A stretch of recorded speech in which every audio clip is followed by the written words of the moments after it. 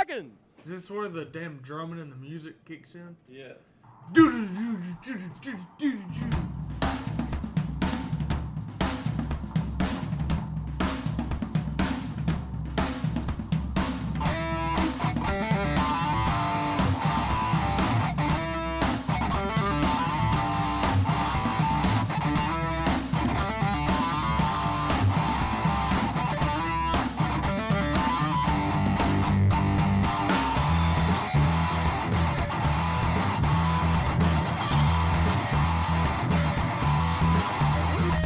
What is going on, everybody? Hello and welcome back to On the Pipe podcast. Today is Monday, April the 15th, 2024, years after zero. That is tax day. If you're listening to this and you haven't gotten your taxes in, you're in trouble.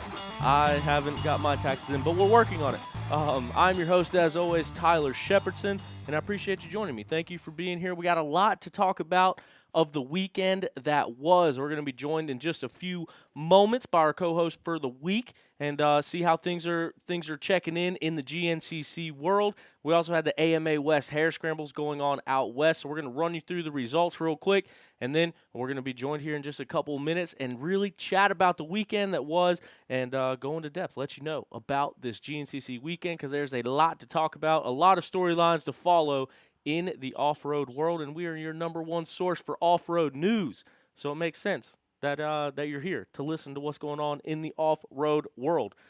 We're going to kick things off, first of all, with things out west. Now, we talk about it all the time. We want to give love to the West Coast guys, but it's hard to be really in-depth with what's going on without boots on the ground. So, unfortunately, all I can do is read through the results for you and let you know what happened.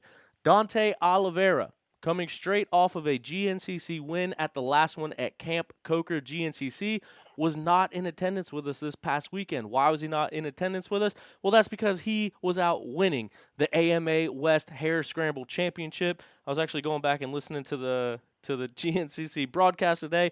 59 minutes into the broadcast, they realized that Dante Oliveira wasn't out on the track, which was unfortunate because I did want to see him out there in the rocks and in the roots. We saw him win in the fast, dusty roughness of Camp Coker. I was looking forward to seeing him in the rocks, the slimy mud down in Tennessee. But obviously, FMF Factory KTM rider on the West Coast, he's got other obligations. He's got other number one plates to uphold. So hopefully we can see him back out here racing with us at some point this season. But he would go on to take the overall win at round 2 of the AMA West Hare Scramble Championship. His younger brother, Mateo Oliveira, would end the day second place overall at that very same race. And then taking your final overall podium position was Giacomo Redondi. So that is your overall podium for the pro class out at round number 2 of the AMA West Hare Scramble Series. In the 250 pro class, we saw it was Jaden Donners taking the overall win there from the Pro 2 class. Leighton Small would take the number 2 spot, and Ryder Tomaselli would round out your Pro 250 overall podium. So that is the way that it went down. Shout out to Joseph Watson finishing in the top 5 spot on that Beta Factory Racing Beta machine. And then over in the women's pro class, it was Ava Silvestri, who we also saw out here racing the GNCCs with us this year. She's back on the West Coast as well. She takes the win for the women's pro class, and then Megan Griffiths would be your second place rider, and Brittany Gallegos would round out your pro women overall podium as they got round 2 underway of the AMA West Hare Scramble Championship. And then we move in to the GNCC Series, round number 5, taking place at a brand new venue, Chris Landers' property himself. Chris Landers, for those that don't know, owned the Magna 1 Husqvarna team that we saw a privateer team win both the XC1 plates with Bryson Neal on the quad side and Jordan Ashburn on the bike side just a couple of years ago. Now it has changed gears. It is the Landers Racing KTM team, the 250 factory KTM effort. But we were down there in his hometown for a little bit of racing in Monterey, Tennessee at the Old Gray property. I think he's turned it into a music venue down there, and he opened the gates for some racing this past weekend. A little hassle getting in from some people, but they got it all figured out. They worked with what they could, and they ended up getting everybody in there for what was an awesome day of racing action. Taking the overall win, getting back into the win column for the first time this season. Stewart Baylor Jr. would remain within 25 feet of the marked track, and he would go on to take the overall win. His dad, Big Stu Baylor, was out there with a tape measure to make sure that they stayed inside those arrows. In the number 2 spot was the fan favorite for the weekend, the local boy, Jordan Ashburn. Jordan Ashburn slept in his own bed and drove to the racetrack. That is how close he is to this property.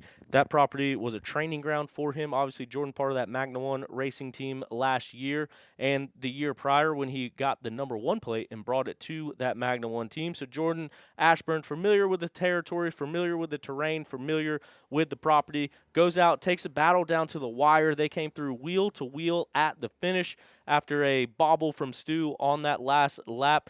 But they made it tight. They made it a good day of racing. Jordan Ashburn, number 2 on the day. And then Johnny Gerard, who we've seen win out the XC1 class until last weekend at 2 weeks ago at the Camp Coker GNCC, where kind of teammate, his left coast teammate, Dante Oliveira, would take the win. Johnny would go second there.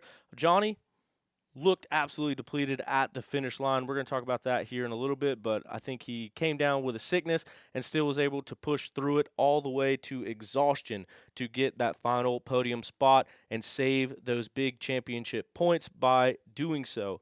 Checking out the XC2 class, Grant Davis, man, he is rolling. He comes out there, grabs another win on the season, but it didn't come easy. He was out there battling with Josh Toth-like both, who would end up finishing in the number 2 spot. Josh ran into some issues there on the last lap as well. We'll talk about that coming up. And then defending and reigning XC2 champion Liam Draper would grab the final podium position in that XC2 class. Looking at the XC3 class, Dakota DeVore would come out swinging, take the win in the XC3 class, breaking Jack Walker's win streak that he had since round 2 of the season. Sawyer Karatura would take the number 2 spot, and then Jack Walker would hold on for a podium position and some solid points there in that XC3 class. Down in the morning race, our women's pro class, Rachel Archer on the podium of Camp Coker. She said, can't wait to get back into some rocks, some technical terrain, and she backed that up. Proof she wasn't kidding. She goes out and grabs the WXC win. Shelby Turner, who has had a lot of success this year in that WXC class, and also a hard enduro rider, an enduro rider from Canada. She excelled in the rocks and the mud this weekend as well. She would take the number 2 spot on the day. Corey Steed would round out your WXC class podium with a 3rd place finish. Our top amateurs of the day, Jason Tino takes Nick DeFeo's unbeaten streak for the year, but DeFeo would still hold on close with a 2nd place finish. Jason Tino, 9th place overall on the weekend as well. And then JoJo Cunningham, once again, 3rd place on the top amateur podium. So those are the results. Those are just the black and white, cut and dry, reading off the same website that you can go look at the results for. But we're going to talk about them in depth. We're going to tell you the stories behind the results. But before we do that, want to let you guys know, Beta Motorcycles. They are the official manufacturer of On the Pipe podcast. Beta Motorcycles has been family owned and operated since 1905. They are known for their premium quality and rideability. They're the best looking bikes on the market, and they back it up with their superior performance. Head over to betausa.com for more information on their available models. You can also find a dealer near you to get yours today. Beta has that build your own bike program. You can order your parts, your suspension, however you want that bike dialed in. You can order it directly like that, so that way it shows up, kitted up, and ready to go. This episode is also, by the way, before we get on from the Beta thing, we're also going to talk about this here in a moment once we're joined by our guest.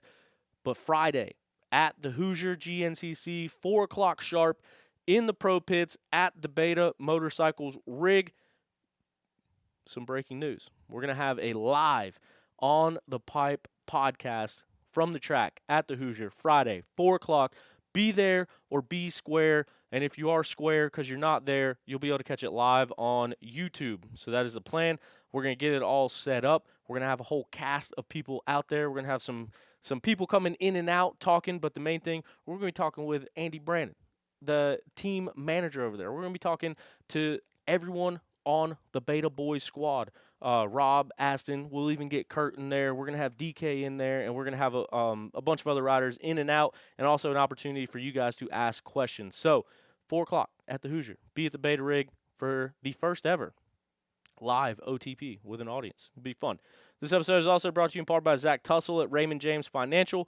Zach is a racer, a financial advisor, a good friend of the show. He's been on the show in the past. He's a brand new father, and he helps his clients win when it comes to retirement and financial planning. If you or someone you know wants to save and invest for their future or is already retired and needs advice for income during retirement, Zach Tussle is always our first recommendation. You know the drill. Go to financialadvisorsdenvernc.com and or just shoot Zach a message on social media, and he'll be able to get you dialed in, let you know exactly what he can do for you. But that is going to do it for our ads for this portion of the show. We got a couple more to talk about in a little bit, but now we got a race to talk about. And joining me tonight to talk about this race and all the racing action is a man that has been heavily involved in the sport. He is a two-time overall winning mechanic at the GNCCs. He is a race mechanic for an XC2 program, an amateur program, right now. He's the owner of DK Motorsports. DK, what's going on, dude? Welcome to the show. Hey, how are you? It's good. Doing good. Just cracked open a cold Busch Light, and I'm ready to talk it over. There we go. Get down to the whole weekend. See it from a mechanic's perspective, I guess you could say. You know? Yeah, for sure. And speaking of Busch Lights, that's how this whole idea came to be, on the Busch Lights on Friday night, hanging out with some friends and kind of discussing this whole thing. So glad to see you on the show. Happy to talk about the weekend. I think it's going to be a good one. Obviously, it was a good weekend of racing. And even better news, this is going to be the second episode of OTP you've ever heard in your life. It is, yeah. That was one of the questions you asked me the other night. You said, have you ever listened on the pipe? And I haven't. So I listened to one on the way home, and I'm a fan. I think On the Pipe podcast is pretty awesome, obviously. We're talking about GNCC racing. I mean, we all love it. We go racing. We all enjoy it. And, get down into the nitty-gritty, because a lot of times when you're at the track, you got your perspective. You're working with your team. You got your trip to the race. You got your race. You got your drive home. So it's kind of cool to maybe have a perspective from some other people, get some other people's opinion. And that's kind of what I saw listening to the podcast with you when I was on the way home last night from the Old Gray. And I listened to an episode had Big Tom on there, and Big Tom, he seemed like he was a pretty knowledgeable guy. I do want to point out that Big Tom and you were talking about Dante racing at Camp Coker. You were reporting on the Georgia round that I listened to, and both of you guys said Dante's going to be strong at Camp Coker. The sand, the whooped out sections, the high speed stuff would suit his riding, and I want to commend you on that. So it's you definitely need some recognition for that. You and Big Tom kind of know that Dante goes on to win Camp Coker, which was awesome. Hey, don't you dare for one moment make these people think that we might somewhat know what we're talking about sometimes, all right? Yeah. You're going to blow my whole cover. No, and obviously we've been buddies for a while, hanging out at the races, and you've seen the media side of things. But, hey, man, a lot of people aren't podcast people, myself included. I've only listened to 2 episodes of this show ever, other than listening to them real time. But it is a cool little hole in the market, and I think people are able to get a little pieces of nuggets of information about all these races. Because, really, I mean, where else do you get it from?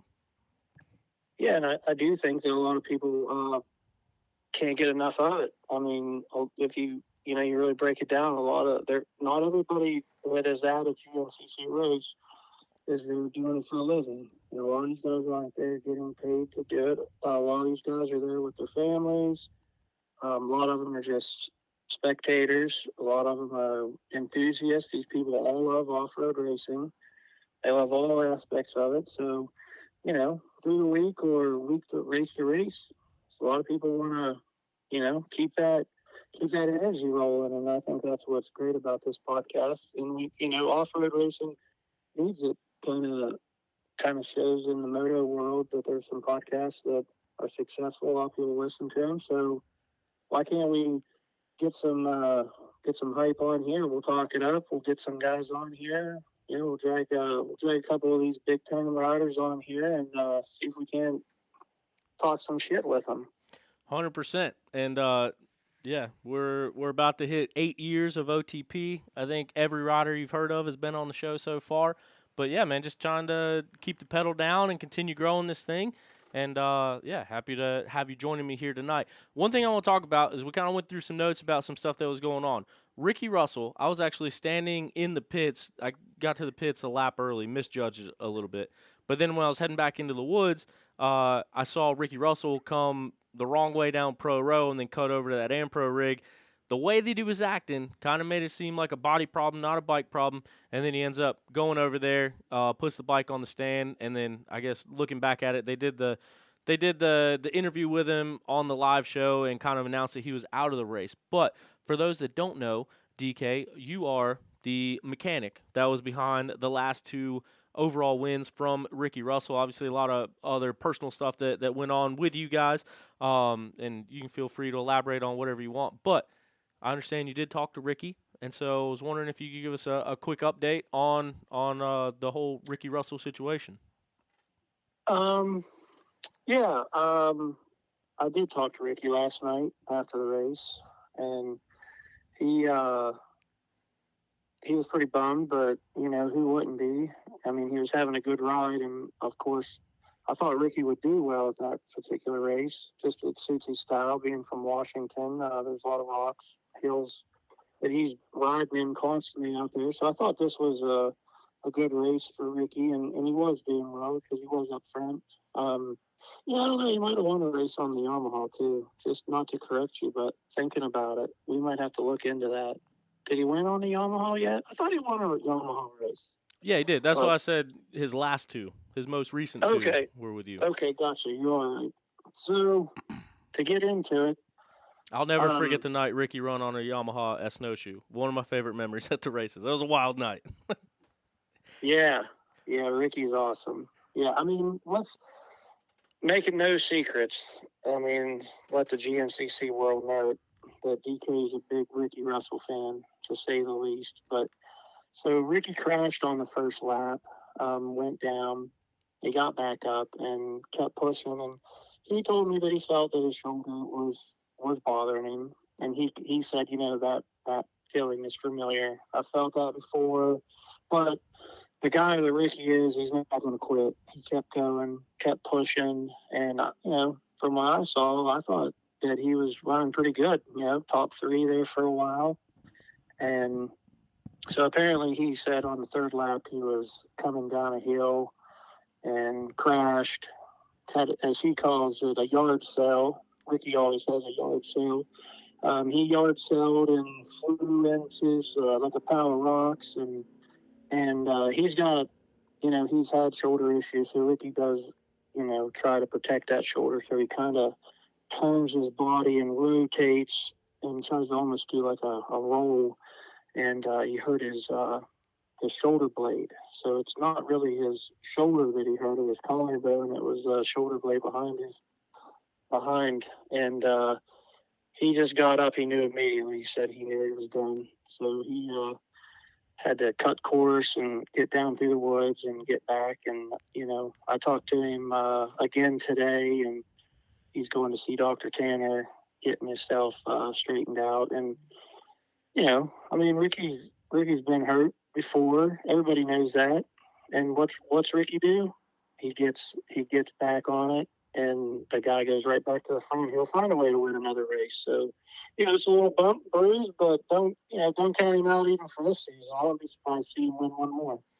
A couple more. Absolutely. And, he's a guy, when he's on. But that's a little bit of a bummer news that you tell us that, because obviously Ricky, he's been public about him getting injured coming into the season, like just before the season started, and kind of riding through that injury. Yeah. And he actually said that this was the first race that he raced without a shoulder brace on. So finally coming back from that shoulder injury to start the season, and now first race back without a shoulder brace, finally back on the right track, like you said, running up front, and now it sounds like a scapula injury that'll keep him off the bike for a little bit. But, man, he's tough. I know we're going to see him back.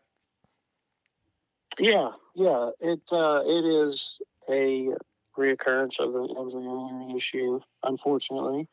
But I think he'll up, and I expect to see him race at the next round, and I expect to see him probably right back up front, just where he was before he went down. So that's what I would expect to see.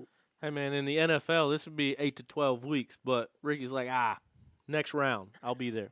Come on. Everybody out there listening and yourself know these are motorcycle racers. Yep. These guys, this is a different breed of animals we're dealing with. Yes, absolutely. I don't know if any of those guys at the top have ever lined up to a race 100% healthy. Probably close, but I don't know. Yeah, I mean, I don't know. I'm sure at times, maybe beginning of the year, first couple rounds, possibly, but I just know that even if they don't have an injury as far as, like hurting or breaking bones or ligaments or whatever, just the toll that these guys put on their body week in and week out, and then they continue to train throughout the week. I mean, these guys are athletes at the top level. They're working 5-6 days a week, even when they're not racing. They got days to recover, but these guys are training, cycling, weightlifting, training of all sorts of stuff. I don't even know. Honestly, it's amazing, some of their programs, and I just know that halfway through the season, it starts to weigh on a lot of these guys. The training itself trains them, wears them down, and I think that just for those guys to still be able to go and push, it's amazing to me. I think they're gladiators. Honestly, I respect every single one of them, all the way down. I'm not just talking XC1 guys. There's guys in the lower classes. The girls, WXC girls. I mean, they're athletes. They're awesome. Yep, 100%. Man, back in my C-class days, I had 27 shoulder dislocations, and most of them were during races. Still finished the races. You know what I mean? But I got a hard hit. Yeah. That's hard. That's hard hitting right there. Yeah. That was one of the ones I kind of wish I would have went to the surgeon about 26 dislocations sooner. But hey, it is what it is, and here we are. Well, when you're young too, nothing hurts. You just walk it off. Yep. Rub a little dirt in it. You keep cranking when you're young. It starts getting to you when you get a little older. That's how it works. 100%. But yeah, so expect to see Ricky Russell back out there. A couple other. This seemed like this track was claiming riders left and right. Strang went down on the first lap, sheared the foot peg straight off of his bike. So he had to go back into the pits, get a new foot peg on. So that put him behind the 8-ball and playing catch up the rest of the race. We saw Gus Reardon, who has obviously been in that XC2 title hunt. He went down hard. His back fender was flapping all around. I think he had to go back into the pits on the first lap, get some stuff taken care of. Lyndon Snodgrass ended up having a mechanical issue. I don't know if it's from a wreck or from the bike or what, but he was out on the first lap. I kind of mentioned a little bit earlier with Toth coming down to the wire with Grant Davis. Him and Grant were kind of going back and forth and leading, and then Toth ended up going down, and it wrapped his rear brake pedal around his foot peg, so then it locked his rear brake on, so then he had to stop, get that thing unbent, at least enough to finish the race. Caleb Wood, who racing in the youth races, he knocked a foot peg off his bike, and I mean, even Stu won the race, missing a fork guard, bike beat up. I mean, it seems like everybody out there had a lot of back. DeFeo, he's another one. DeFeo's been lighting the world on fire from the amateur ranks this year, and talked with him a little bit out the race, and he said he couldn't stay off the ground. Had a couple big ones himself, and man, this track was tough, dude. It was rocky, it was technical, it was slick. Did you get out and walk or bike any of it? I did. I got out and checked some of it. And everybody that knows DK doesn't bike tracks anymore. We don't mess around with that shit. I thought about it right after I said it. But I did check a lot of it out, and I think this race was perfectly scheduled and perfectly timed as far as what we've all been through the last 4 rounds leading into it with, the stuff in Florida and the Georgia mud, all that stuff, a little bit of Sandy. We all know Camp Conquer is a beautiful facility, but it's also a little bit different than kind of what transpires towards the towards the end of the year. And this track, I think, punched a couple guys right in the mouth, and that's that hard rocks, the tight stuff, and I think it plays into a lot of the guys that are chasing around other series, like doing national enduros. That tight course helps. It's not that opened up, Florida whooped out sand, and I think it played a little into the hands of a lot of the more technical riders, and the guys with that raw, wide open speed that are hanging it out. It checked them a little bit. It's what I'm looking at when I check these results. So yeah, I think it was a great track. It looked good to me. I thought it's a fresh facility, and there was a little barbed wire that was kind of coming into the scene early on in the day. I kind of saw a few pieces of that laying off the side of the track that you can talk about. You probably have more experience than me with it, but other than that, I thought it was it was a great track, great facility. I'm gonna talk about Chris Landers whenever we get a second to do it, just because he's basically a pimp in my eyes with the whole thing. But I thought it was awesome. Yeah, and man, so I'm kind of a mixed emotions on where I feel about it, because it is nice to see a new property. I don't think we've seen a new property come on board since the Boy Scout camp, the Mountaineer, up outside of Beckley, West Virginia.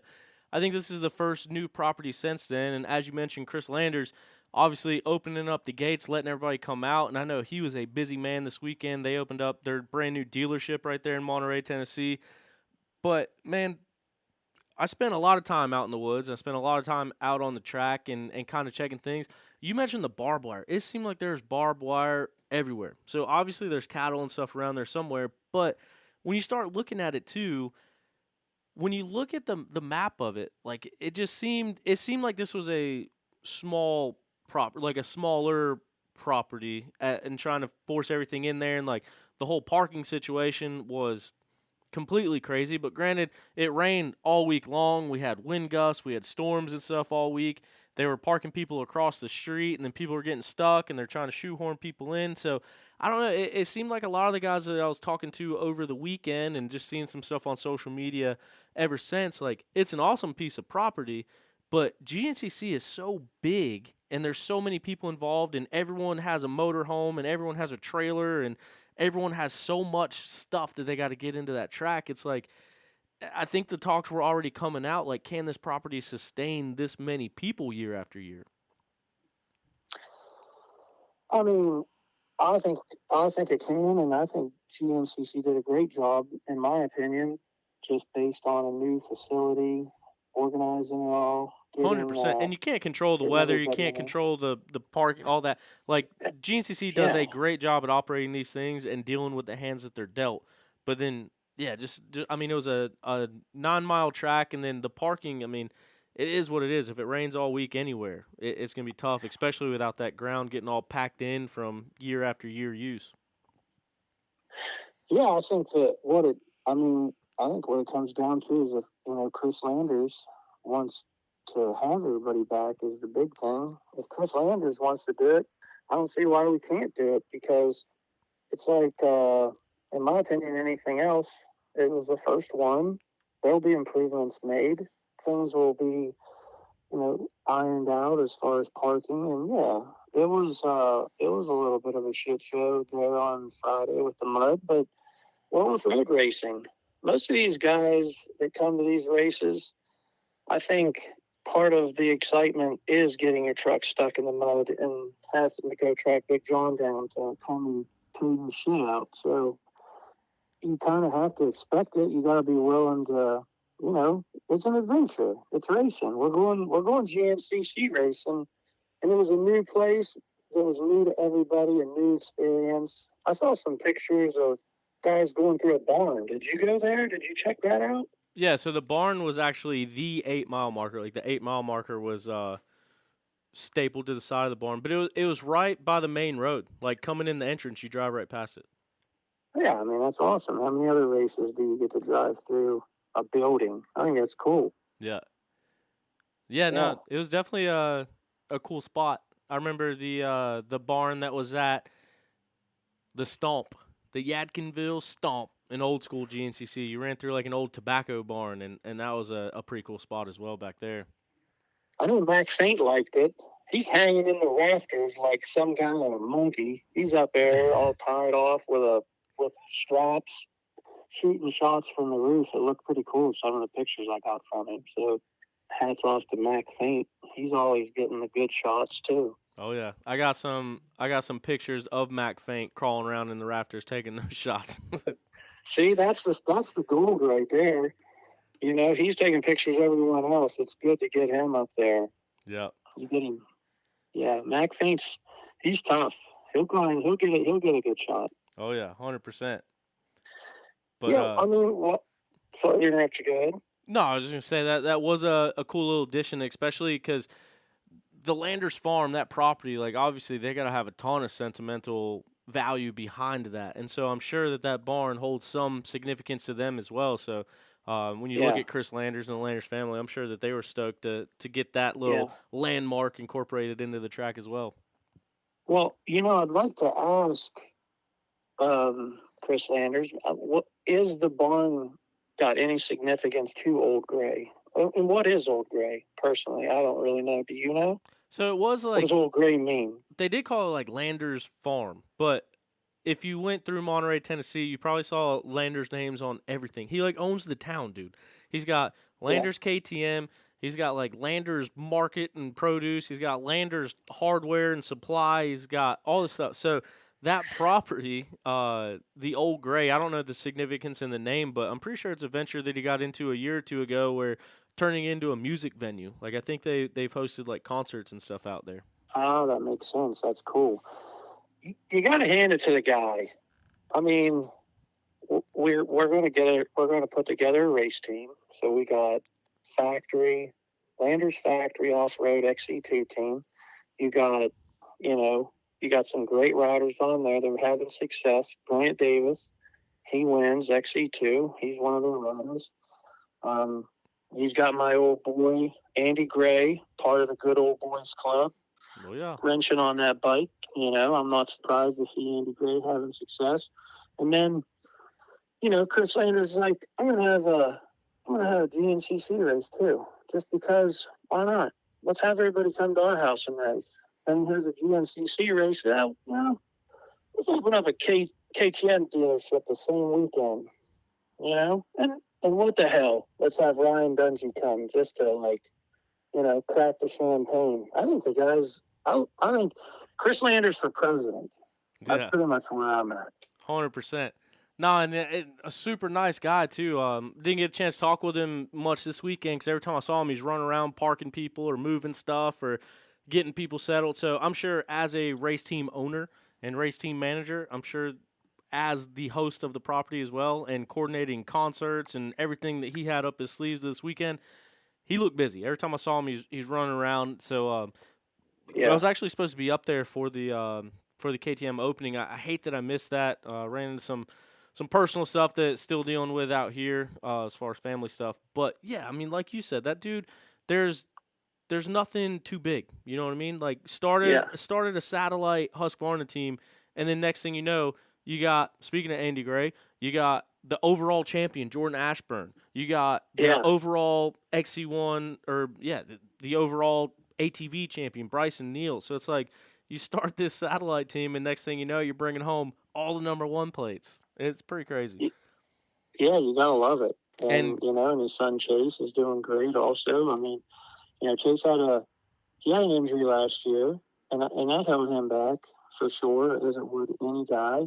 But now, if you want to start looking at results, I mean, the guy was killing it at the Enduro last weekend. He won that class.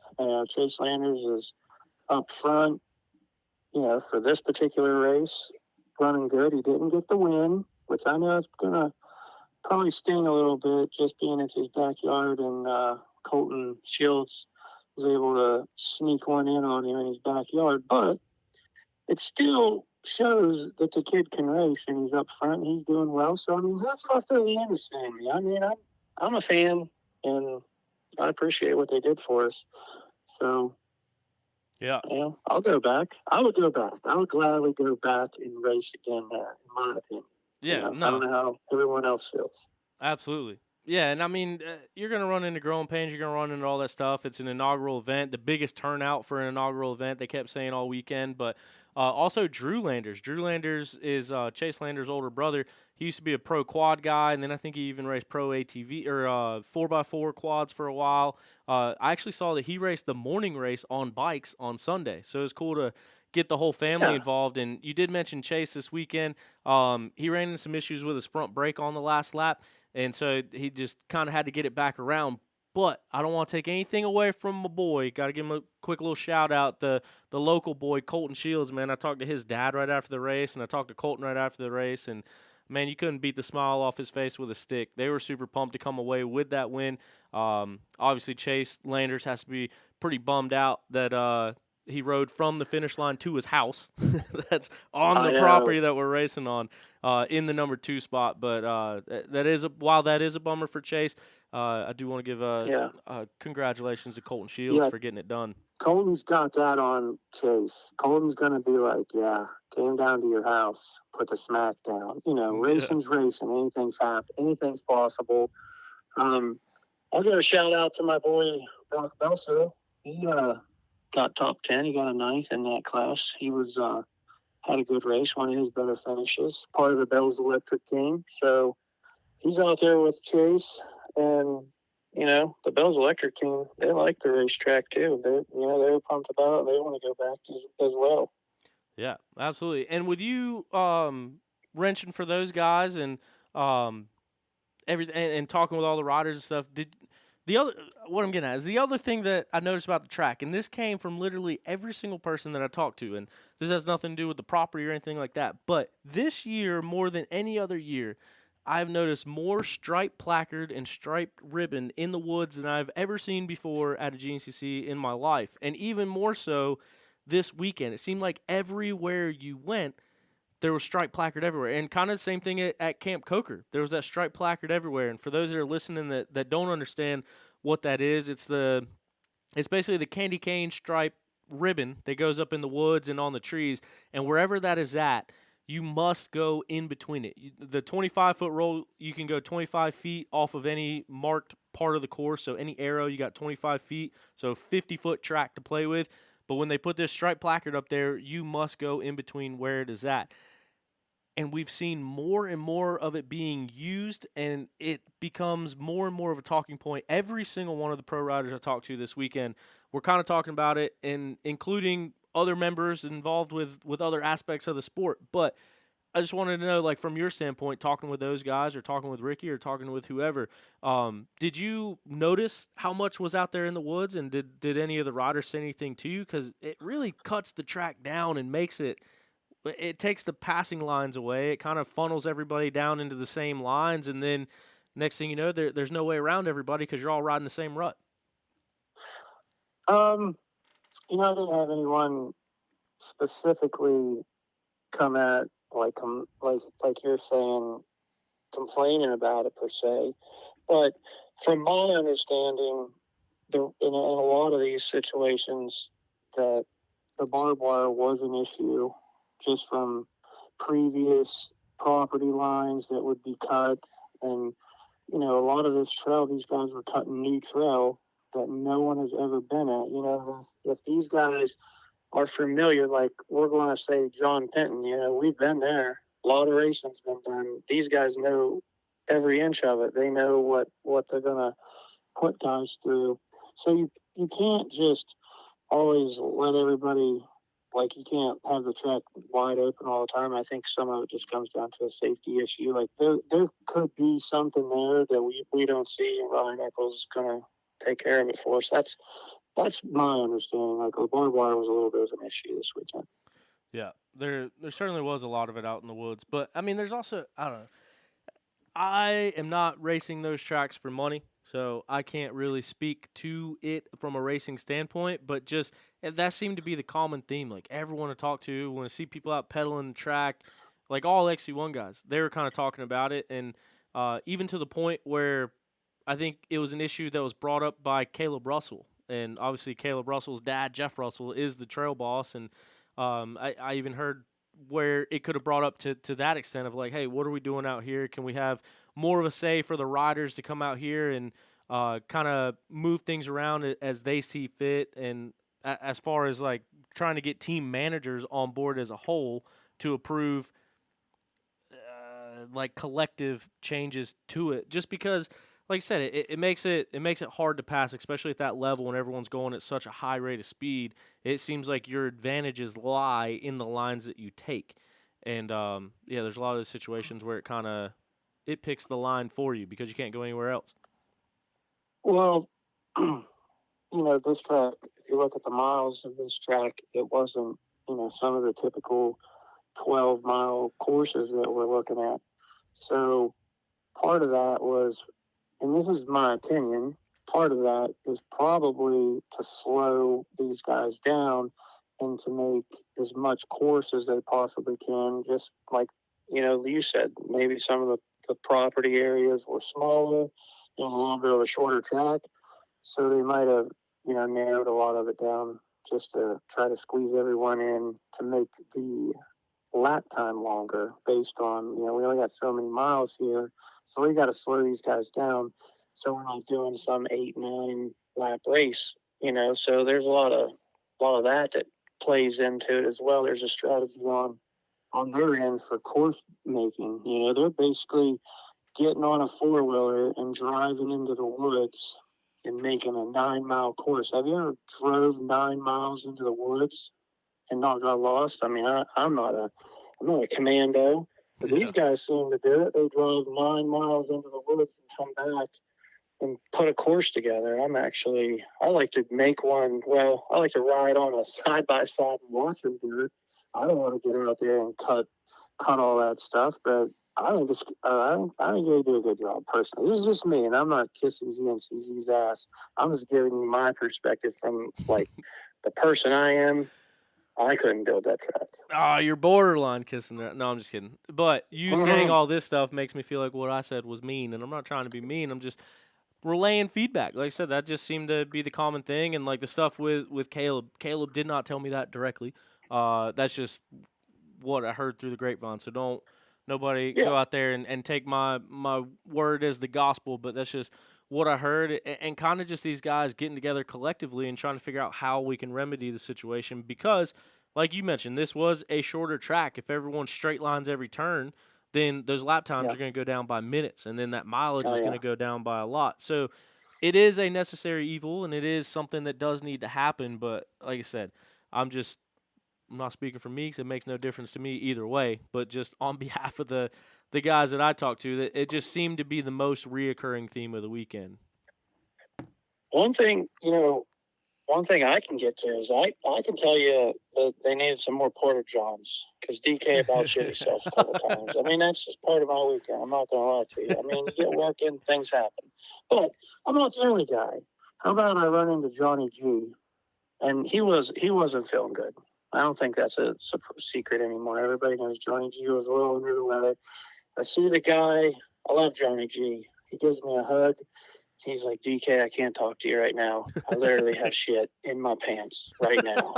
And that's the state of where Johnny G was for the weekend. And I was on my way to try to find a Porta John. So they could get a couple more Porta Johns for guys like old DK down there at the racetrack. That's the only thing I could have seen that we could have improved on. Dude, you just need to go spend $150,000 on a rig and bring your own toilet with you, don't you know? Yeah, well, I mean, I got to tell you, those guys at Husky, They treat me good, Lonnie, Anthony. They let old DK go in there. I wait until Craig's getting dressed. That's how I do it. I wait until Craig's putting his socks on, and I go in and shit in the Husky truck. That is how it happens. See? He knows when I'm coming, too. He's like, damn DK. There's only one reason he comes over here. Yeah, he knows. He knows when I'm on my way. Go over and eat at the Beta rig and then go drop it off at the Husky rig. I do have a method. Oh, yeah. Well, there you have it. You know, we all got to do. I don't have a motorhome at the track, so. Me either. I'm a Porter John guy through and through, so I share your sentiment. I did, however, find a hitting group of 4 that were largely untouched for the weekend. So that was my area. That was my domain. That's where I went. I may or may not have found my way into Chase Lander's house and went in and used the bathroom in his bedroom. So. I forgot about that. Chase, you need to clean up your towels. They're on the floor in there, and you got a mess in there. Don't touch it. It was good. Oh, man. Yeah. Well, you know, let's talk about these WXC girls, because that race went down first. Let's do it. I saw the WXC race. Okay, so Shelby Turner's the DK Motorsports. I helped Shelby last year. I did her suspension. Okay. And then I got Shelby, I worked with Shelby and I helped her get her first WXC podium. And then, she was doing the hard enduro stuff. So she would not finish out the season. She'd leave and head out and start doing the hard enduro stuff. And over the winter, talking with her, I pushed and tried to be a big supporter to get her to do this entire season. And so going into this race with the conditions and the track and bike setup and things of that nature, I felt she was going to have a good race. And I was excited to see her doing well. She rode good. It's a 2-hour race, so you can run a different tire strategy. Those are big parts of the race. 3-hour races, the tire creates a lot more heat, breaks down the bibs more. Tires just don't last and work the same on a 3-hour race than you would a 2-hour race.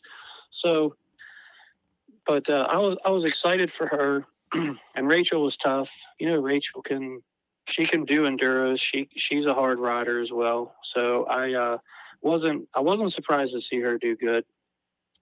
And I mean, really, Corey's the one that impressed me because she just hung in there all day. She got kind of gapped on the first lap, and I don't know why. I don't know what the scenario was. Maybe she didn't get a good start. I don't really know, but she hung in there and stayed consistent all day. Corey rode a good race, So I think they did really good. I was pumped for all of them. No, 100%. And I got to give Shelby her flowers. We talked about her a lot after the Georgia race when she got her first WXC win. And Shelby, for listening, I still owe her time and opportunity on the program here to talk about it. She was actually supposed to be on the show that week right after that happened, and then that was kind of when my 3-week hiatus took place. So very sorry about that. But now she comes back, backs it up with yet again another podium on the season, 2nd place. And if you look at the lap times, man, Rachel Archer, when she got beat by Brandy Richards at Camp Coker, she said, "I can't wait to get back to the technical stuff to show you girls what I'm made of." She didn't. I added that last part, but same sentiment. But when you look at the lap times, man, Rachel did her damage on lap 1. She started mid-pack, and by the time they got to the 6-mile marker, she was already leading. And she really did her damage on that first lap when she gapped them and got away, because when you look at the rest of the lap times, they ran identical times. Shelby and Rachel had identical times on lap number 2, pretty close to identical times on lap number 3, and Shelby was actually faster on lap number 4. So basically that gap that Rachel Archer got from the beginning, she just managed and maintained that gap throughout the rest of the race. But Shelby Turner is right there. Proves she's running the same pace. And like I said, 3 seconds faster on that last lap to secure that number 2 spot. So, man, WXC racing gets me fired up. Those girls are so competitive and push each other so hard. And Corey Steed, like you said, she's right there battling with him and making up a lot of time on that last lap herself. She actually ran the fastest time of the day on that last lap. So, man, the competition is only growing. Yeah, the one thing that stands out for me with the WXC is the traffic that they go through isn't the same as you're going to deal with in an afternoon race. So in a tight course like we had this weekend, the Old Gray, that was an impressive ride by Rachel to get through that traffic, keep her distance. Shelby also got through it well also, obviously, because she was catching her a little bit towards the end, but they all kind of kept that gap. But watching them come through the traffic, they all have a different style. It's wild. Rachel's coming through. She's hot and heavy on the throttle, revving, guys moving out. She's pushing dudes out of the way. Shelby's just coming through like a ninja. She's kind of like hopping across the track and bumping and going around everybody. So it's kind of cool to watch them navigate through that traffic. I think that would be a different story if those guys were out there with the XE1 class, because there'd be some dudes eating some trees for sure.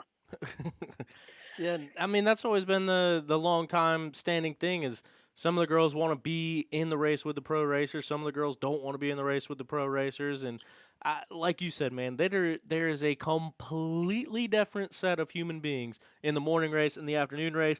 Half the people in the morning race, I don't know how they make it to the starting line, let alone make it around that racetrack for 2 hours. And, I mean, those are the people you're dealing with. Yeah. I'm telling you, man, the morning race, those are the people that come and get stuck in the mud. They love it. They're there to live for it. They're eating it up. Those are your guys that, mom, dad, got the truck, we got the camper, we're going racing, and then Friday rolled around at Old Gray and across the road, they were buried. They were stuck there until Sunday. Yeah. Yep. That's what it's all about, man. That's racing, GNCC racing. Oh, yeah. And that's what makes it so unique. And I think that's why there's all the passion in the sport is because of those. The guy next to you is going through the same, or girl next to you is going through the same exact thing. They're in the same conditions, they're on the same track, they're parking in the same parking lot, and they're going to all these same races all over the country. And man, it's hard to find a group as connected and as passionate about something as the GNCC pulls in. Absolutely, yeah. It's a good race, and what I like to so the WXC race is important to me. I like to study that race, and it helps a lot with conditions. As we're leading up to our race, you can utilize that race with what what their air filters would look like, or you can do something like test a tire in a sense, because you're going to have 2 hours on it, which you can get away with a little more. So I think I think every team should have a girls rider on it. For that reason alone, it's a tactical strategy to have a WXC rider on your team to get a little insight to what we're going to do later on today. Absolutely. Coming in Sunday. And I've always wondered that too. Like, it's not a rule to my knowledge. Maybe you know something more about it. Is there a rule against team members racing in the morning race? Because when you think about the WXC, if you're throwing different tires or you're testing fuel consumption or anything like that, like, you don't want to mess up their race by putting them up with a tire like, hey, could this tire work? Could it not work? I don't know. Throw it on her and let's see. Because they're racing for money and a championship as well. But, like, could anyone from any team just sign up for Sportsman A and go out there just to kind of get up-to-date track information and do some testing and tuning? Like, I don't think there's a rule against that. Oh, no. Yeah, anybody can go out and do a race. There's a class, we got the industry class. Isn't that the one that Caleb rides in? Is that it? They pretty much only do the industry class at Ironman to end the season. But there is Sportsman A, there's Sportsman B, there's age classes. Like, I've always thought about that. Like, why don't someone on the team just go race the morning race? And because then, results don't matter. You're out there to see the track and to get some information and some intel to bring into the next race. So I always wondered. Yeah, that's kind of what I'm talking about for sure. Yeah, I think that, the bigger teams have that insight. And other teams definitely, should consider it. At least have a rider do the earlier race to try to help your team. That's my perspective on it. And yeah, I mean, you got guys like Travis Pastrana coming and racing that race, and Caleb can go out there and have fun. He still likes to strap the boots back on and go have a good time. I mean, everyone. Yeah, he's allowed to race. Everyone can race. I think you should utilize that personally. Me too. They made it to where you can't race both days, so like someone can't ride a quad on Saturday, but I don't think there's anything saying that a team member can't go race the more. Because in the industry class, there's a lot of team. Barry Hawk has raced it, and a lot of people. So yeah, I don't know. I wonder if anybody's ever put some serious thought into that. Like, hey, let's go burn a couple laps, see how this thing's doing. Oh, they thought about it. Trust me. They thought about it, and it happens. Yep. Real quick, just want to give another quick shout out to DPG, Dimmer's Precision Grading.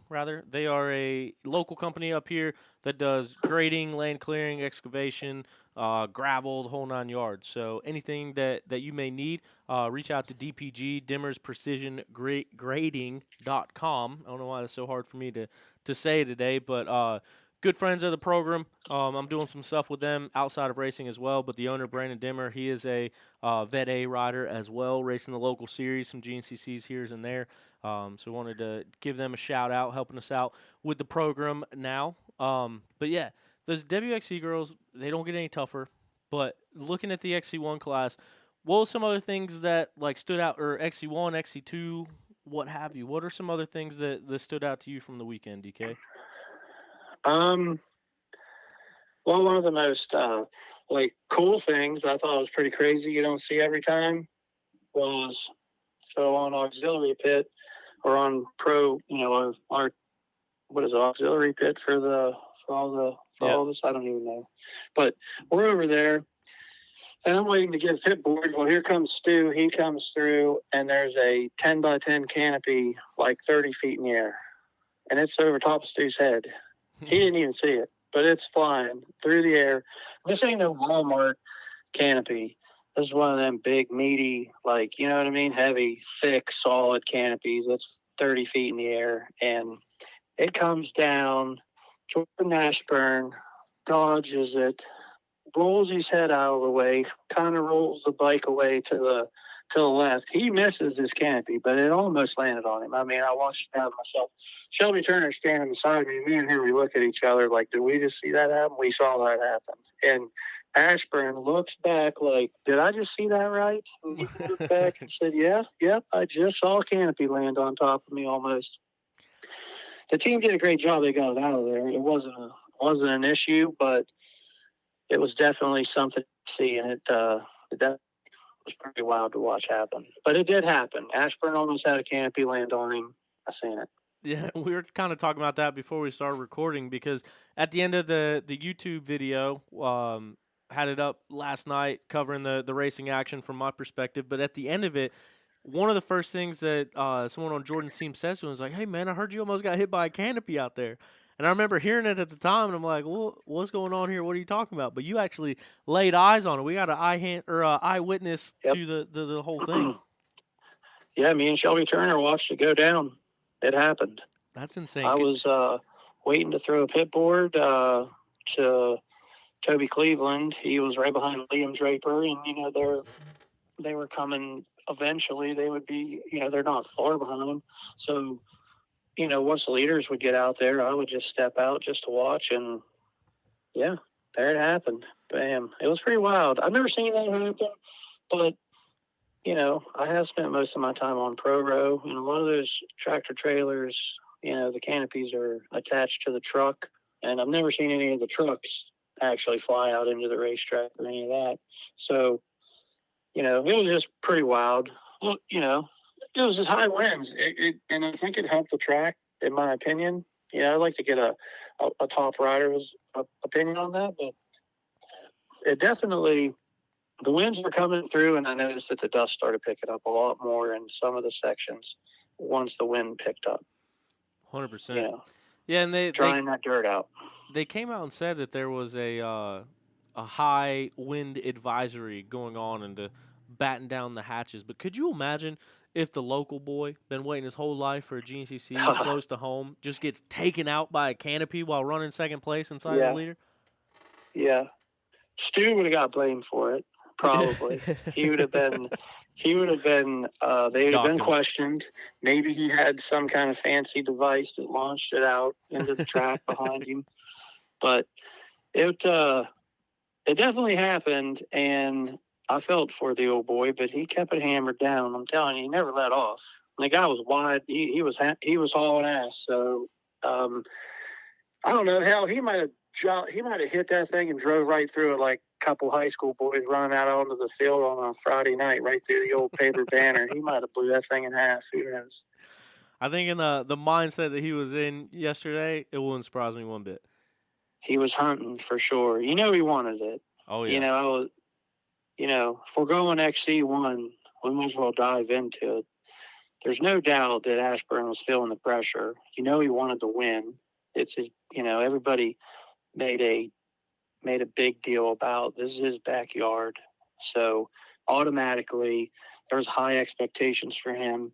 You know that he wanted it just because, and who wouldn't, who wouldn't want to win at a race that's a local race for him. So, with Jordan, I think Jordan, I felt for Jordan with the pressure, but obviously he's a champion, and he handles the pressure, and he's gonna deal with the pressure, and that's what makes him a champion. 100%. And he's got all of those guys are competitive. All of those guys have a drive, but, and I don't mean this in a bad way at all. This is more of a compliment than it is anything bad. But I'm pretty sure it's a general consensus that if you ask all of the XC1 Pro Row who is their least favorite racer out there, they're probably all going to say Jordan Ashburn. And that's because he doesn't give up position easily. He is aggressive. We were at the race in the Dominican. Like, everyone's just hanging out. It was the Travis Pastrana, Ryan Sipes, hard enduro race out there. And they just invited everybody in. And, dude, it was just a week of just hanging out, having fun at an all-inclusive resort.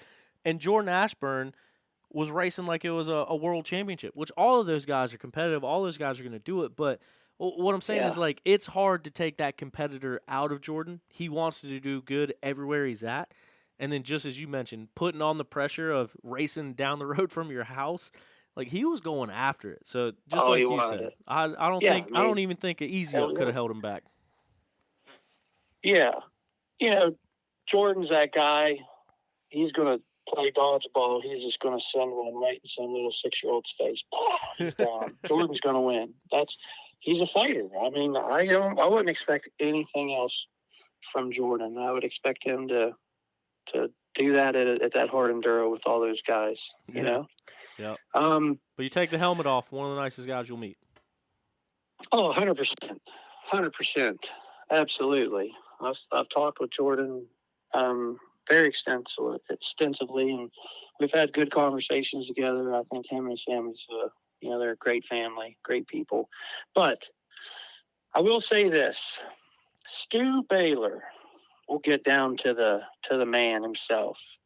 Stu Baylor, coming off of getting protested at Camp Coker. Is that it? Yeah, that was around, wasn't it? Camp Coker. Yep.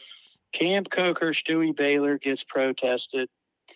You know damn well he wasn't going to let that red bike win that race. Stu was hungry. Stu was mad. Stu had, when Stu gets fired up, and that might be where they all messed up this year. You fire up old Stu, he's liable to put the hammer down, and he wasn't going to let that red bike win that race. I knew it. I seen it on the first lap, second, third lap. He's charging. I watched him go to this one turn, standing up, slammed into it. He looked like he on a Tomac going into that thing. The whole bike just smashed into this rut and just comes to a complete stop, and the guy never even misses a beat.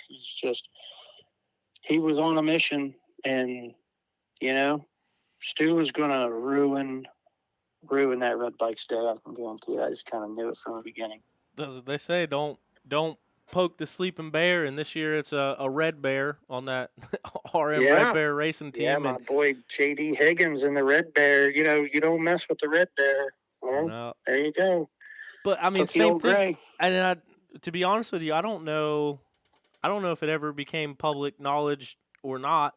Obviously, there wasn't a penalty report, and I don't even think I talked about the penalty on the show last week, but I don't know if we mentioned where it came from. But speaking of that red bike being out in front, that may or may not have been the team that the protest came from that took it away from Stu. So also coming into the weekend, knowing that it was his hometown race, and not Jordan. It was not Jordan. I'll go ahead and put that out there. It was not a rider protest. 100% was not Jordan Ashburn. That's not what I'm saying at all. But Yeah, no, that's know. why I just wanted to clear that up. Wasn't a rider protest, but coming in, he guilty by association. He's on that team. He knows it's his local race. He knows he's going to be tough there. He knows it's a technical That's track. it. And then you do that That's and it. got him fired up. Like I said, Big Stu showed up with his tape measure. It was on. Yeah. Hey, I was talking to Big Stu Saturday, and he's telling me that he was in a tornado. I can't remember where he was, but he's in a tornado during the week leading up to the race where it went through and just ripped up hundreds of oak trees, and they were all scattered throughout this town. He's out there on the phone, just talking, videoing and shit, watching a tornado go through and throw big giant oak trees. And, so in essence, I mean, that's the Baylors. You get them fired up, you get tornado rolling, and now everybody can deal with it. Because now he's rolling. Now he got a win under his belt, so got that Cowie up front. 100%. So there you have it.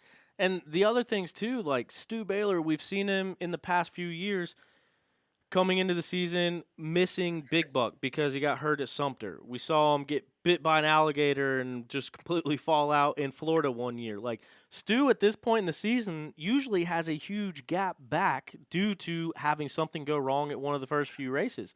And now this year Stu is 2, 2, 3, 4 with an asterisk and then 1. So he's right in the mix of this hunt. He doesn't have a throwaway race so far in the season, and he's proved that he can do it when he does have a throwaway round.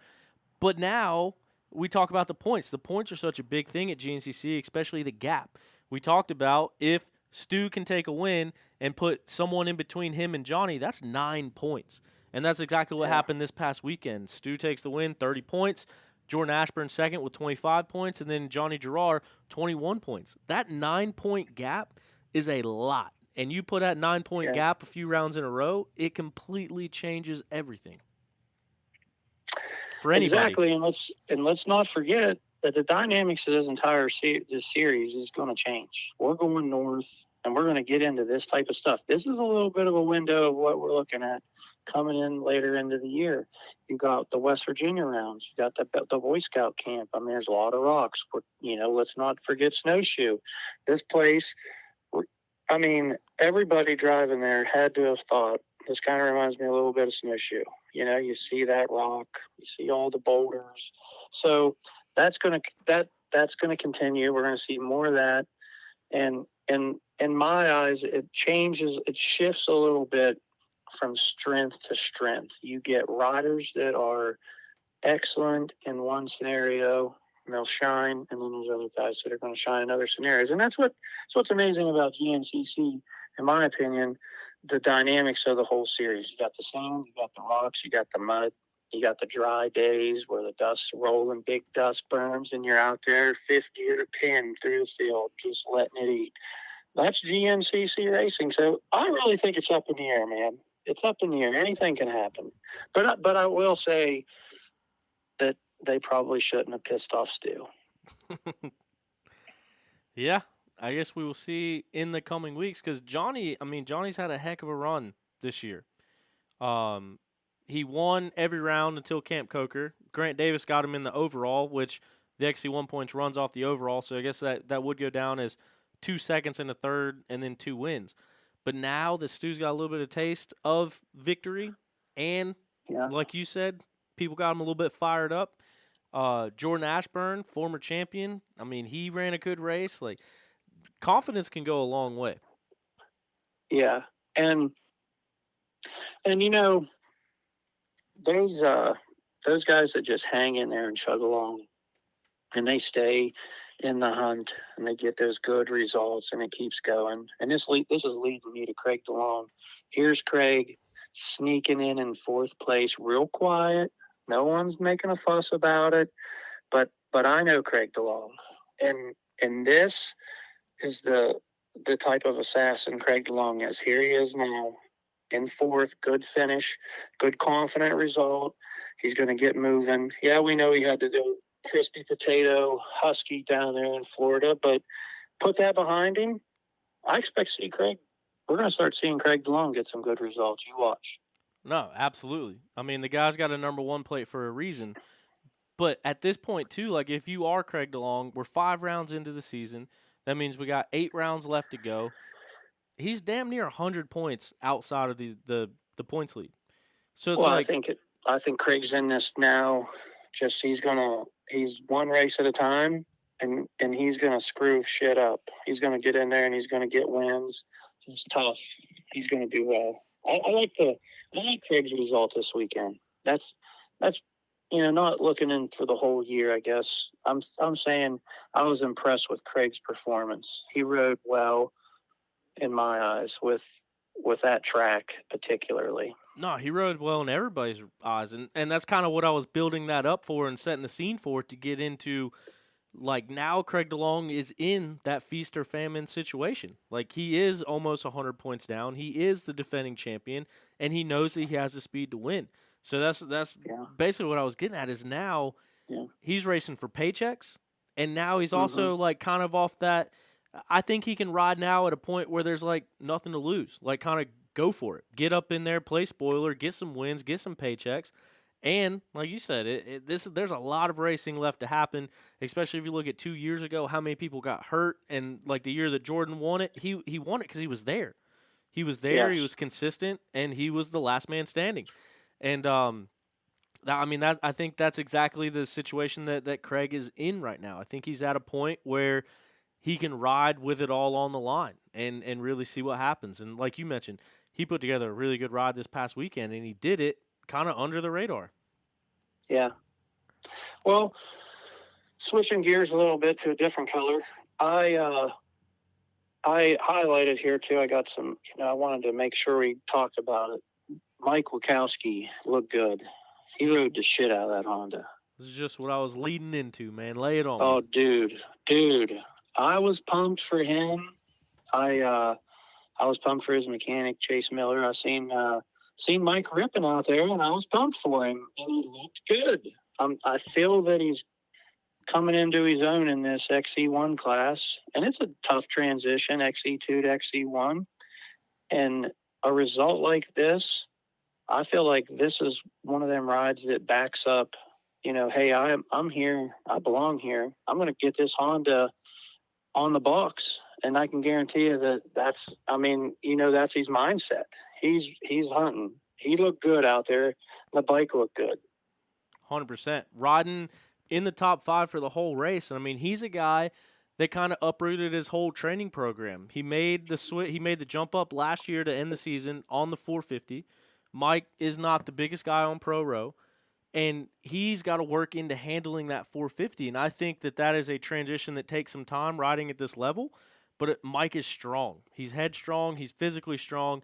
And I think the more comfortable he gets on that 450, I would not expect anything less but to see him battling up there as well. And, he's down here in North Carolina now. He trains at the Oz Ranch with all the Aussies who produced Gus Reardon, who produced Lyndon Snodgrass, Josh Strang, obviously leading the way for those guys, Mason Simmons and what he's doing out west. Like, they all came from that core group. So he's got a solid training group now. He's got a trainer in Josh Strang that has been there, done that, and kind of helps these guys, like points them the way, but then also out on the practice track, they're pushing each other. And I think this was a great ride for Michael Wachowski to stand out and show that he's in this XC1 class and to show that all this hard work is paying off for him. Yeah, I'm happy for the Phoenix Honda team. That was a good result. That's an awesome result. I'm happy for Mike, and I think I expect to see him keep climbing the ladder. I wouldn't be surprised to see him keep trucking.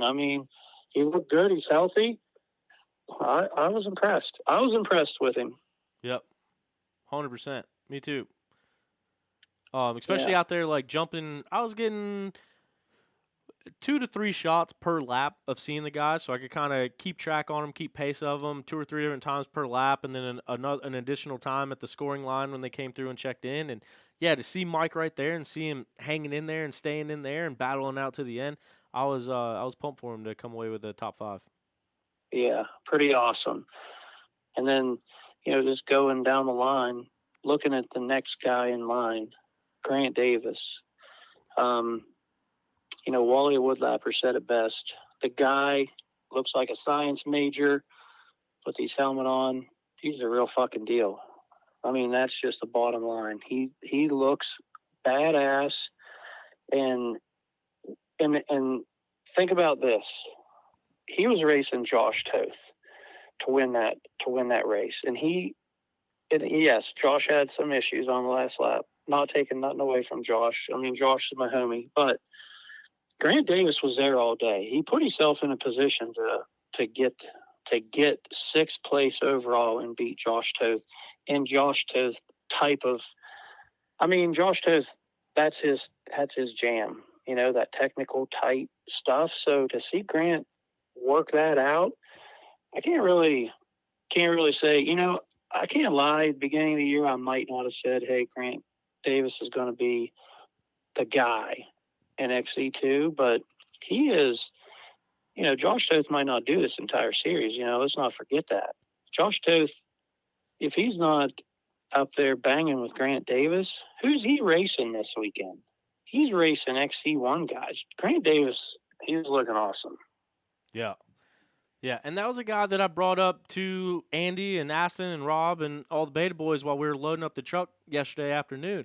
I was like, man, did anybody expect Grant Davis to come in and do what he's doing? And Andy was the first person to jump in and say, yeah, I did.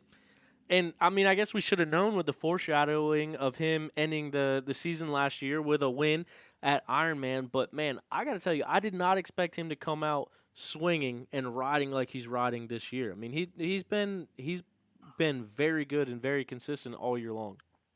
Yeah, I'm not even going to front one bit. I did not expect it. I think of Grant Davis from last year. I was hanging with Dylan Dean, which was his mechanic last year, and we're at Ironman along the fence. They run everybody down that long fence in the back. It gets all whooped out. Got that fence along the backside of it. Yep. I mean, I see Grant Davis come through there like a maniac and freaking flies into the fence. He's got the bike tangled up in it and couldn't even get the bike out of it.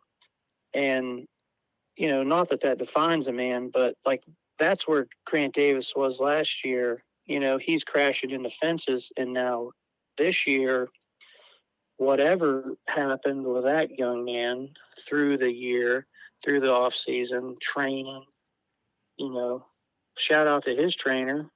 Is it Fetty? I think Fetty trains him. I'm pretty sure. I think he's a Ranch Russell guy. Is he a Ranch Russell? If he is, I apologize. I don't know. I don't know it's that one for of the 100%. But whoever's helping him, if it's Caleb, then hats off to Caleb. You know what I'm saying? The kids could be Fetty. Kid's a real deal. Yeah, I honestly would like to know an answer to that. Maybe you can throw it in the comments. Maybe we can clear that up. I know it's 100% one of the two, but they had a split, and I don't know who kept what in the divorce. Well, doesn't matter. Fetty, Caleb, they're friends. They're both gentlemen. They're both working for the same goal. They're both taking these young men, putting some accountability on them, making them work. They got the heart monitor strapped to them. They got them running around like a bunch of crazy guys and doing all kinds of wild exercises, and that's what it takes. And these guys are going to work every day. They're getting up, they're training, they're riding, they're eating properly. Like they've got them taking the right type of meal. They're not fooling around. If you want to come to a GNCC race and play around with these guys, you got to be an athlete. I mean, look at Johnny G. That guy could probably play football for like the Atlanta Falcons. I mean, he's a wide receiver, possibly. Ben Kelly, that dude, he could definitely play some ball. I mean, these guys are athletes. Mm-hmm. You seen like Cole Whitmer. You ever seen that guy? Swole Cole. He's jacked. Swole Cole. You look like Cole. Cole could have went and wrestled, like probably Division I wrestling in college. Could have went on a full ride. That's the caliber of guy you're messing with. These dudes are beast. Swole Cole and I, we're bound to have a wrestling match at some point. We always talk about it.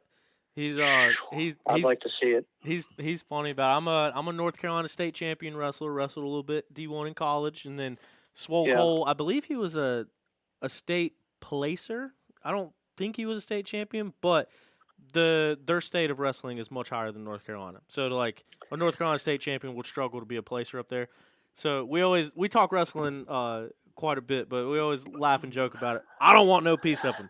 I'm gonna tell you that. Well, I was gonna say, yeah, if you would like for him to latch a hold of you, I could probably arrange that. I mean, the guy is personal friend of mine, and I'll tell you right now, you don't want him to latch a hold of you. I seen a video. I didn't actually watch it happen in person, but him and Johnny Gerard went into a full wrestling match. Yeah. And it was intense. Like I would yeah, I mean, people probably pay to watch it. You know what I'm saying? They're tough dudes. It was pretty rad. And Max Faint now was talking shit, and he had threatened to get a hold of Cole Whitmer, and guess what? It didn't happen. Max Faint, he backed out. Yeah. No, like I said, I always mess with him about it, just because like he is such a high level wrestler too. But like, yeah, looking at him, I was like, man, I'm not calling you out, but no, he's super good set of kids. Him and his brother Lane, which Lane unfortunately ended up suffering an injury this weekend as well. A few broken ribs, from what I understand. Maybe a scapula on him as well. Yep, I talked to Lane after the race, and I actually just talked to him here before me and you got on the phone, and he high spirits. I mean, he's a Whitmer, he's tough, but what do I got here? 3 broken ribs on the back and AC separation in his shoulders. So, I feel for my buddy, but these guys are tough. They're racers. Yep. And, he's got a good support program around him. His mom, dad, they're going to support him. They're going to take care of it. These guys will get back up and keep trucking. 100%. So, unfortunate for him, but definitely send some love to Lane. Hope you get better, buddy. Yep, 100%. T's and P's out to Lane Whitmer. Did confirm, by the way, Grant Davis is a Ranch Russell guy. So, over there at the Caleb camp. Excellent. Well, no shocker. Doesn't surprise me. I mean, we're talking Caleb Russell here. He's the man. He's putting out champions. He's got Craig DeLong, who is our defending champ. He is a Ranch Russell guy. So, obviously he's going to keep these. So there you have it. I mean, if we're going to play fantasy GNCC racing for next year and we're going to make our picks, do we just find out who's going to Ranch Russell? There you have it. Maybe our champions are coming right out of there, because it seems like it. That's what it looks like. Yeah, minus Jordan. Sure. Yeah, but this is last year, Liam, of course, isn't a Ranch Russell guy, but, he's a Yamaha guy, but an overall guy. Yeah. Yeah. Yeah. I don't know. I guess time will tell. Who was next on our list? Oh, here. The one guy I did want to talk about real quick is Trevor Bollinger.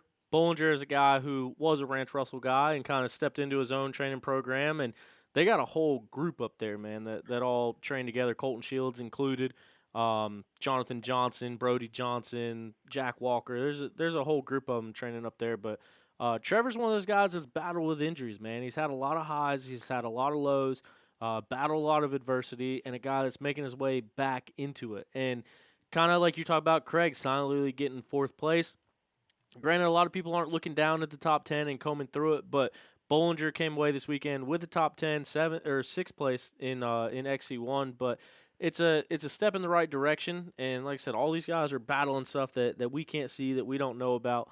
But that was one thing that I just wanted to point out that I saw when looking through there. So hopefully we can see Yeah. Bollinger start ticking those boxes and heading back towards the front sometime soon. Yeah, you got Evan Smith right behind him in XC1. I know it's not the overall look of things, this scenario, but Evan also on a Husky, and Evan, he was with our Beta boys, so we love our Beta boys. There's no doubt about it on this crew. Who was his mechanic last year? Was it Aston? No, I think it was remember. Andy. Andy was okay. So Andy and Evan, but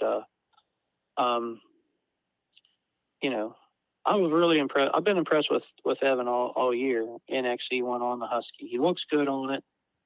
I think, I look to see him probably have another good result just because he knows he can do it. He rode excellent at Big Buck first round. He kind of came out and just punched everybody in the face. And I think it surprised a lot of guys, maybe even the spectators.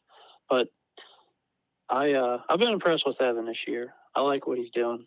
Yeah. Well, then, unfortunately, speaking of being punched in the face, right before Georgia, so has a good result at Big Buck, top 5, starting things off, privateer program on the Husky, and then right before the Georgia race, ended up having a really bad practice crash that messed his face up pretty bad, man. He had a giant gash on his lip almost got taken off, and his face was all beat up and swollen, and so I think Evan's still, I would imagine, still dealing with some side effects of that.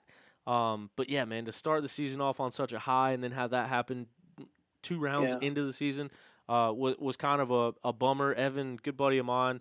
I hope that we can see him, like you said, getting back up towards the front too, because he 100% has the ability. Oh, he showed that absolutely, and you can tell he loves that Husky. He's comfortable on it. I didn't know that he had that incident, and that does make that kind of explains some of it, in my opinion. Yep. Oh man, XC2. I mean, Grant Davis, Toth, Draper. I will say Draper and Tad Duvall had a great race. They were close together all day. Yep. And Liam is another guy, like, coming into the season, man. Grant, I'm kind of in your camp. I knew he was going to be tough, but I figured it would be one more year before he was winning all the races, and then he came out swinging and said, nah, I'm ready now. But I thought it was going to be between Liam Draper and Gus Reardon, like at the end of the day. Me too. And now Grant has thrown a wrench into it. He has the points lead by a good little bit, I think 14 points or so. But then you look at a guy like Toth, who, like we mentioned, isn't doing the whole season this year. And Toth was in the lead of Camp Coker when he ran out of gas and ended up having a bad result because of that, and then had some issues down in Florida. But before that, he was just off the podium. He became the first winner from XC2. And then he was back and forth for the lead this past weekend before getting his brake pedal wrapped up. But now you look at a guy like Toth who gets second place, and Liam Draper gets back on the box with a third. We talked about that giant point gap from first to third. That's 9 points. 9 points adds up so quick. And then you got Toth, who's not competing for the series championship, who is a former XC2 champion that went back to XC2. Now, every time Toth is in the mix, he's taking a good chunk of valuable points away from what will inevitably be this championship run. And I'm sure that has to be going through Liam's mind as he's sitting third on the podium and looking at Grant gapping that points lead a little bit more after Gus has a bad race. So you're saying Liam is 9 points back? Is that correct? No, Gus Reardon is 14 points down. So what's Liam sitting? How where's Liam at? Liam is 40 points out of the lead. Okay. Well, I mean, let's okay, so let's break it down a little bit. Liam Draper, he's a champion. So obviously he can go the whole season. He can go every round. We're unsure about Grant. Can Grant maintain this pace for the entire season? We're going to find out. But we know that Liam can do it. Toth, obviously we knew he would do well. I was waiting to see how he would do. I wouldn't be surprised to see Liam start like just chomping away at that gap as you move closer into coming back up north. And, that's where Liam's out of. Yep. Liam's out of up here, in Waynesburg, the Cary Resource Facility with Liam, with Craig. I mean, that's where they're at. And we're coming that way, so it's coming into their wheelhouse. So I wouldn't count Liam out for sure. We know he's a champ. Mm-hmm. Thad's the guy that's really impressing me here the last 2 rounds. I wanted to see how Thad was going to do based on, we know Thad has had injuries. Everybody knows that. And then not necessarily going to XC2. That's not what I'm talking about. Just going to a 250, because the guy's rode a 350 for how many years now? It's been a long time. Long time. Yeah, he's been on a 350 for a while. So this is what I'm looking at. I'm starting to see Thad starting to get that 250 dialed in. Yep. All right. Now think about a race strategy for a guy on a totally different engine. You're going to be applying the clutch differently, the throttle differently. You got to go 3 hours on a completely different form of motorcycle that you've previously ridden. And Thad's notorious for being very difficult on equipment because the guy, he's a pro. He's wide open constantly. He does motor. He'll expose a motorcycle. So I'm actually been impressed with Thad. He's right there. Here he is. He's 4th place again this weekend. And again, you're going to start heading back up there into these guys' backyards. And that's where it starts to change for, some of these other guys. This type of shit kind of suits them. But where the later half of the year, so I wouldn't be surprised to see Thad win a race. I really wouldn't. It wouldn't shock me. No, because like you mentioned, he's been on a bigger bike. He's been in the XC1 class, and now he's not only switching back to the 250, but he's on a completely different platform. He's been riding steel frame Austrian bikes for 40-plus years, it seems like. And now he's back on a Cowie, on a 250, and figuring it out. And we can see that at local races, at the Nationals. I mean, he's improving round by round. He's figuring that motorcycle out, and he is also a guy that's been there, done that. He was the guy that was pushing Caleb throughout all those years. Like, if Caleb Russell didn't exist, how many championships will we be talking about Thad Duval having? And so now he's a guy that you're not going to break him mentally. And I mentioned earlier, confidence is a major key, and I think Thad keeps clicking off results like this. He's going to get more and more confident. And then once he develops well with that bike and he has the confidence, we're talking about a different guy. Yeah. Yeah, I mean, and Thad was injured all last year, which he really had he got a shitty chance at riding for the Gas team and it wasn't the team's fault at all. I mean, Thad had some misfortunate accidents and it didn't really give us a chance to see what he could have done with his team last year. And then, this is a big jump for him. Yeah, we're going to a Japanese brand bike with the Kawasaki, the 250, a different class. And you do have to ride that bike differently, and you do have to manage it differently. And I think, so I'm pumped with Thad. I think that we're starting to see Thad kind of getting comfortable. And we don't even know, really, because Thad's a tough guy. He's not going to tell anybody. If he's hurt, he might just be getting himself right, getting himself physically fit to make this happen. So, I'm pumped with it. I like what we're seeing with that. Me too, and he's a West Virginia boy as well, so he's no stranger to rocks, and he'll be another one to keep an eye on as we continue to head north throughout the rest of the season. Yeah. So, funny story about Brody Johnson on the beta coming through my pit area. I don't know what he hit, man, but it looked like he ran right through some kind of a bush, and it just attached itself to the front of that Beta, and he looked like a sniper in Afghanistan. He had the whole front of his bike bushed out. It was in the radiator shrouds. It was pretty rad.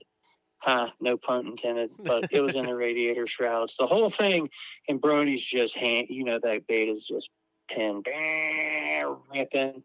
So it was cool to see Brody riding his brother's bike, and I was happy for him. I'm happy for him, but I guarantee you, John's ready to get back on that Beta and whoop Brody's ass.